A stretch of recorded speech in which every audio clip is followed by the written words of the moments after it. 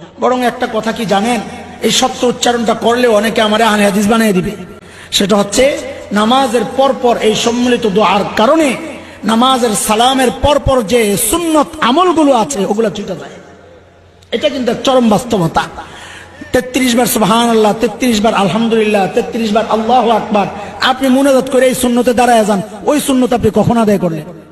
এটা হচ্ছে এক চরম বাস্তব কথা। কিন্তু আমরা ইমাম সাহেবরা এই কথা বললে পাবলিক অঙ্গরে কিলেই যে এতদিন পরে এটা কইতে আইছো। এই জন্য চুপচাপ থাকি, থাক বাবা চলতে থাকুক। এই জন্য চুপচাপ থাকি, থাক বাবা চলতে থাকুক।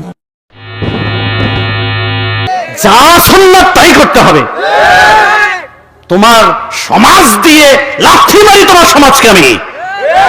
যে সমাজে রাসূলের সুন্নাতকে অপমান করা হয় ওই সমাজকে জুতা দিয়ে লাথি দিয়ে উড়িয়ে দাও, ভেঙে দাও তোমার সমাজকে। সম্মিলিত মোনাজাত করতে হবে মানে আপনি বলেন কি?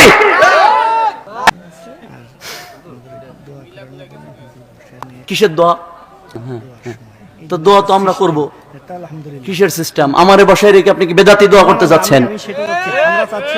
শোনেন, ইউসুফ জাহানকে জেনে রাখেন, আমি আজকে যদি প্রধান আলোচক হই, আমি হয়তো আপনাদের অনেকের পায়ের ধুলারও সমতুল্য না, হয়তো আপনাদের অনেকের আমি মানে হচ্ছে ছাত্র হওয়ারও যোগ্যতা নাই, কিন্তু এখানে যেহেতু বসিয়েছেন আজকে আমি আপনাদের সবার শিক্ষক।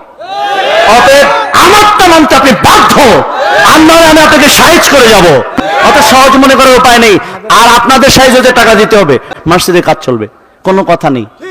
টাকা দেন, ঠিক টাকা ঢালেন, টাকা লাগবে, মসজিদে টাকা দেন। এই যান, এত পাম্পটি দিতে পারবো না। সালাত হবে সালাতের উপরে, যে দানের উপরে বক্তব্য দিব, পাম দিব, তারপর দান করবা, সুবিধাবাদ জিন্দাবাদ হবে না। টাকা লাগবে, মসজিদে কাজ হবে, টাকা দাও, কথা শেষ। এরপর আমার আলোচনা শুরু। কথা বুঝতেছেন? বেদাতি কাম আমারে বসাই রেখে করা যাবে না, এগুলো পাগল ছাগল মনে করার সুযোগ নেই, ঠিক আছে?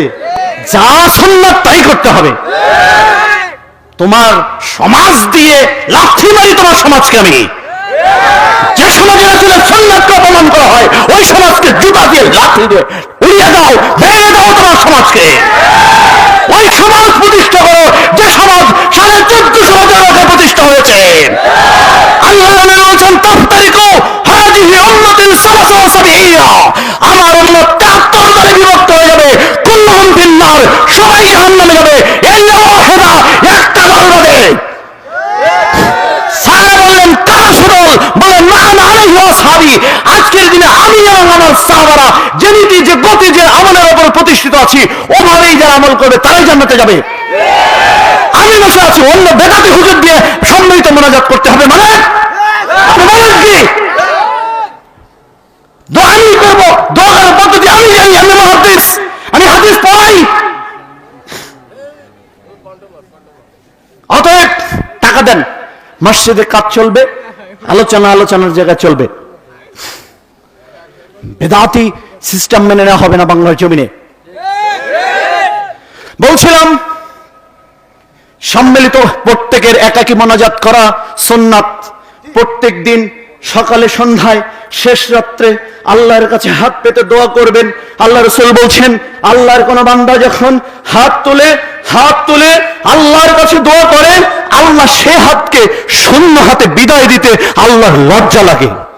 এই জন্য দোয়া কারোর কাছ থেকে ভাড়া করে হয় না, দোয়া নিজে করতে হয়। নিজে ইয়াকা নাবুদু ওয়া ইয়াকা নাস্তাইন, you alone we worship, you alone we ask for help. আমরা ডাইরেক্ট তোমার ইবাদত করি, আমরা ডাইরেক্ট তোমার কাছে চাই। তোমার কাছে চাওয়ার মধ্যে আমাদের ভায়া কোনো মাধ্যম নাই।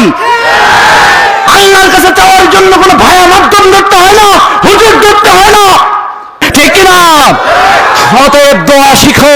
সকাল দুপুর সাঁঝে একটা সময় হলেও হাতখানা তুলে আল্লাহর কাছে মনের খবরগুলো বলে দাও। আল্লাহ তোমার দোয়া কবুল করবেন, আল্লাহ ওয়াদা দিয়েছেন।